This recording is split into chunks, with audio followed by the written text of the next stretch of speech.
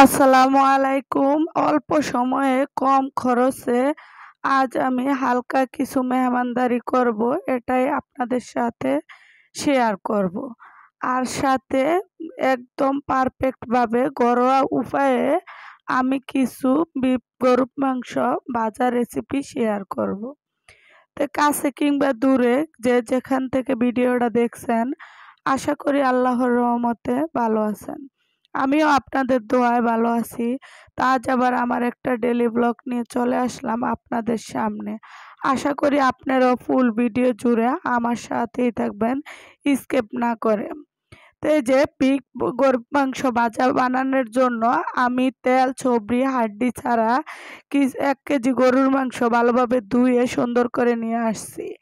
এখন গরুর মাংস ধনিয়ার গুঁড়া, জিরার গুঁড়া, লাল মরিচের গুঁড়া, হলুদের গুঁড়া, গরম মশলার গুঁড়া, স্বাদমতো লবণ, যা যা লাগে সব কিছু দিয়ে একটু সামান্য সাদা সয়াবিন তেল ও দিয়ে দিচ্ছি সয়া সস, টমেটো সস দিয়ে ম্যারিনেট করে আমি একটা প্যানে বসিয়ে দিচ্ছি। এখন 1 ঘন্টা পরে ফিরে আসছি।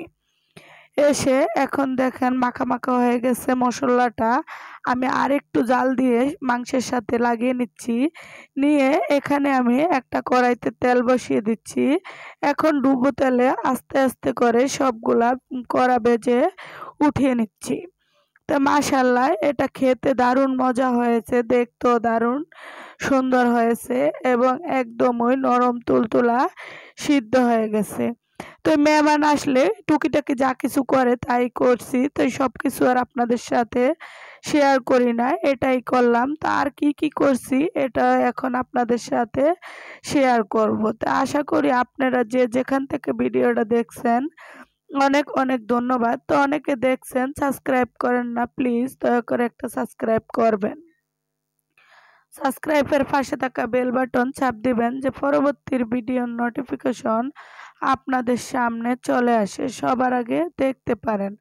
তো ঈদে তো ঘরটা গুছানোই আছে, তো একটু বিছানা টিছানা জেরে নিলেই পুরো পারফেক্ট হয়ে যায়। তো ওটাই করলাম, সব কিছু করে দোনোটা বিছানা একটু জেরে নিচ্ছি। নিয়ে কি রান্না করলাম এখন টেবিলে নিয়ে আসছি, নিয়ে আপনাদের সাথে শেয়ার করব। তো এখানে দেখছেন চাপা শুটকি ভর্তা, রুই মাছ ভুনা, ডিম ভুনা এবং গরুর মাংস ভাজা বিক।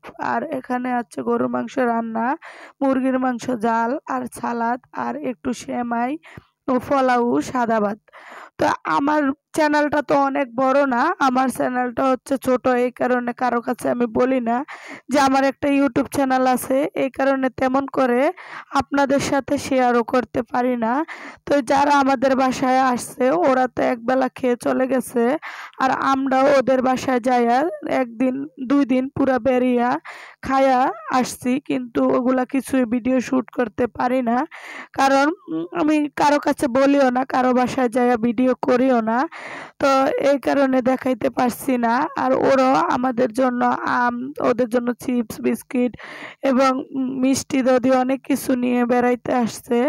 তো এই আমাদের ঘরোয়া উপায়ে এবং একদম অল্প খরচে যেভাবে আমি মেহমানদারি করলাম, আপনাদের কাছে একটু হলেও ভালো লাগলে অবশ্যই সাপোর্ট করবেন ও লাইক কমেন্ট করে শেয়ার করবেন। তা আমি যা রান্না করলাম সব কিছু দেখিয়ে দিলাম। আল্লাহ হাফেজ।